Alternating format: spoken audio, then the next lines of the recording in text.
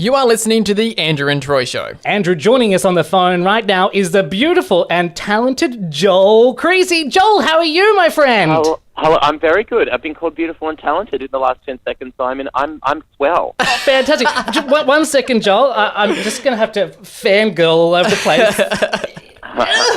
Oh, that wasn't fangirl. Sorry, Andrew. I just blew all over you. I'll just have to... I'll pay for the dry cleaning, Andrew. Thank you. Sorry. Thank you. Now that I've got that out of my system, Joel, so great to have you here on the show. Oh, I'm stoked to be here. Yeah. Joel, what was it like in the jungle? The jungle, it was hideous. I mean, it was an amazing experience, but it was so hideous being there. I mean, I was stuck in the jungle with Miss Australia and Merv Hughes for 6 weeks and Marsha Brady. It was very surreal, but it was good. I lost 13 kilos, so I'm currently the size and shape of an Olsen twin. And yeah, it was. Look, I'm thrilled to be home, is what I'll say. Yeah. What's Marsha Brady like? Yes. What is she? Is she as nice as she came across on the TV, or mad? She'd say things like, she said this one day. She goes, so you know, baby hyenas, right? And I was like, oh, what's her take on baby hyenas? I woke up to this. I was like, what's her angle going to be on baby hyenas? And she goes, so you know, baby hyenas, right? Do they grow into hyenas? Oh no! What? And then luckily Barry Hall walked past and he goes, well, they don't grow into giraffes. Have you actually had a chance to watch the show back? No, I haven't watched any of it. I've watched a few little clips. Yeah. One night I had a few wines with some friends and we watched some clips on YouTube, but otherwise, no, I haven't watched full episodes, so I've got no idea really what happened. Well, from what you watched, is it like what happened? Was it happening out there, or I think so. I think it's fairly correct. I mean, I always actually get quite annoyed by people who go on reality shows and then come out and go, oh, it was bad editing. I mean, I don't think so at all. The only thing I would say is that, you know, everybody was getting tired and bitchy and whingy in there, and I mean, maybe they focused on Chrissy and I doing it in bed because we did it better than anyone else. But everybody was tired and grumpy and yeah. But it was wonderful. It was a crazy experience. Yeah. Now we caught up with your good friend and ours, Thomas Jaspers, during Mardi Gras. He came up to Sydney. I have no idea who you're talking about. He's a revolting human being. He's horrid. He is horrid. But he was managing your social media accounts while you were in the jungle. And he did happen, because we were on the same float at Mardi Gras, he did happen to show us some of the comments that you get, the weird shit that people send you on Facebook.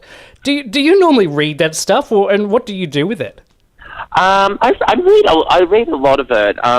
On Facebook, I get a lot of private messages, and I tend not to read. I don't read all of those because I feel like if someone's wanting to send something to you privately, someone that doesn't know you wants to send something to you privately, it's probably not going to be, it's probably going to be weird. I feel like if you're not comfortable with posting it publicly, what is it that you need to privately say to me? Yeah. I read a lot of that, but otherwise, my Twitter and Instagram and all that, I check, daily. Yeah.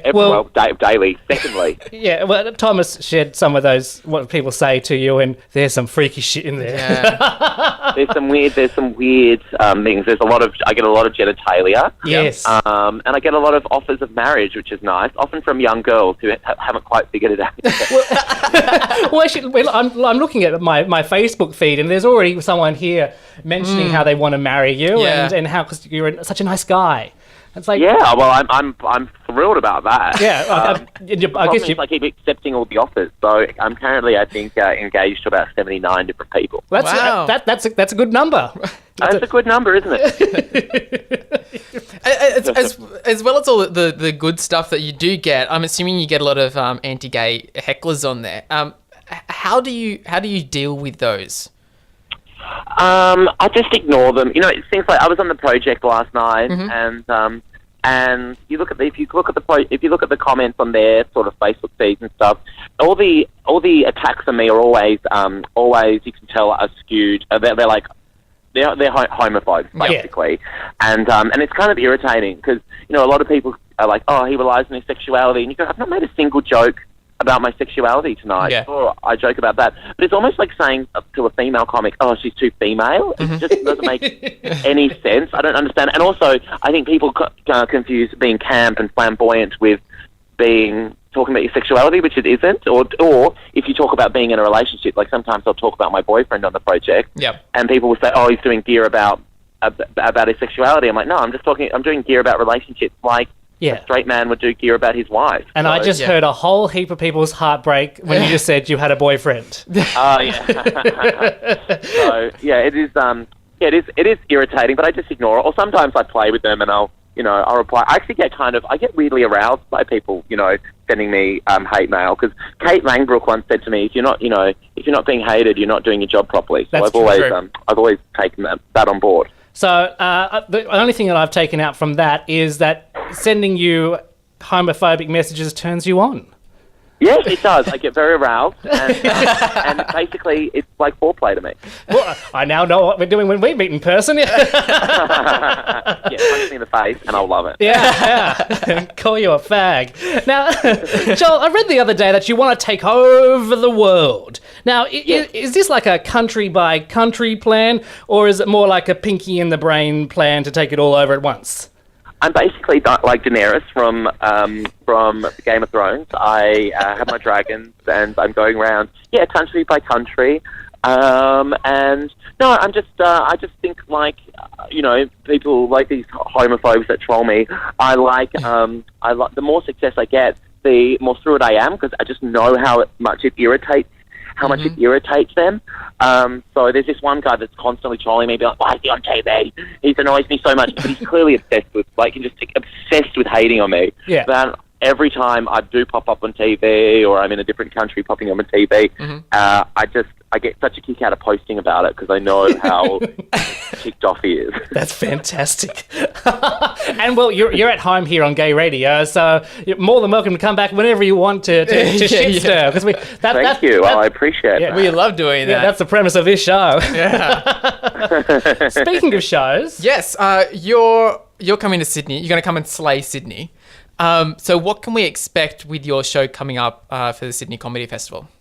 Well, it's exciting, because Sydney is lucky, because Sydney Comedy Festival is always up Melbourne Comedy Festival. So, Melbourne Comedy Festival runs for a month, and so I'm in the middle of it, finishing it up now, and so all the shows that come to Sydney by comedians are always really polished and well-oiled machines. So I'm excited to bring it to Sydney, and it's look, there's a lot of stories in it about the jungle. I tell a lot of stories about Marsha Brady and some of the crazy shit she got up to, and I tell some stories about some late night romps I went to with an Australian celebrity, and there's something in it for everybody.